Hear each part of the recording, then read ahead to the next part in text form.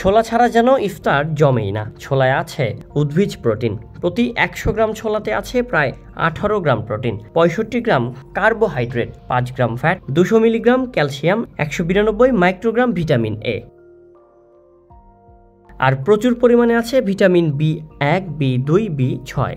এছাড়া ছোলায় বিভিন্ন প্রকার ভিটামিন, খনিজ লবণ, ম্যাগনেসিয়াম, ফসফরাস, কপার ও আয়রন রয়েছে। তবে ইফতারে যেভাবে আমরা তেল মশলা দিয়ে ছোলা রান্না করি সেটি ঠিক স্বাস্থ্যসম্মত নয়। আসলে কোন খাবার থেকে কতটুকু পুষ্টিগুণ পাওয়া যাবে সেটি কিভাবে রান্না বা পরিবেশন করা হচ্ছে তার উপর নির্ভর করে।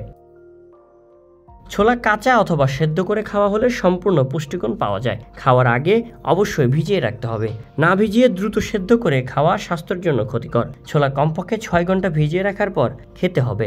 এতে করে ছোলায় যদি কোনো রাসায়নিক পদার্থ মেশানো থাকে তা দূর হবে এবং জীবাণুমুক্তও হবে। ছোলা ভুনা করে রান্না করলে পুষ্টিগুণ কমে যায়, বরং সেদ্ধ ছোলার সঙ্গে শসা, টমেটো, চাট মশলা, সামান্য অলিভ অয়েল বা সর্ষে তেল মিশিয়ে খাওয়া স্বাস্থ্যের জন্য ভালো।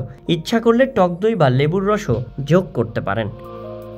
অন্যদিকে ভেজানো ছোলার খোসা ছাড়িয়ে সামান্য লবণ, কাঁচামরিচ, ধনেপাতা বা পুদিনা পাতা, লেবুর রস, আদা বা শসা মিলিয়ে খেতে পারেন। এতে প্রোটিন সহ বিভিন্ন ভিটামিন মিনারেলের চাহিদা পূরণ হবে। চলুন এবার জেনে আসা যাক কী পরিমাণ ছোলা খাবেন। একজন সুস্থ ব্যক্তি প্রতিদিন 25 থেকে 30 গ্রাম শুকনা ছোলা ভিজিয়ে খেতে পারবেন। ভিজিয়ে নেওয়ার পর ছোলার পরিমাণ বেড়ে যায়। তবে আপনি যদি কোনো রোগে আক্রান্ত থাকেন তাহলে কতটুকু ছোলা খেতে পারবেন এই বিষয়ে পুষ্টিবিদের পরামর্শ নিন। পুষ্টিকর খাবার বলেই যে ইচ্ছে মতো খাওয়া যাবে তা নয়। বেশি পরিমাণে ছোলা খেলে পেট ফেঁপে হজমের সমস্যা দেখা দিতে পারে।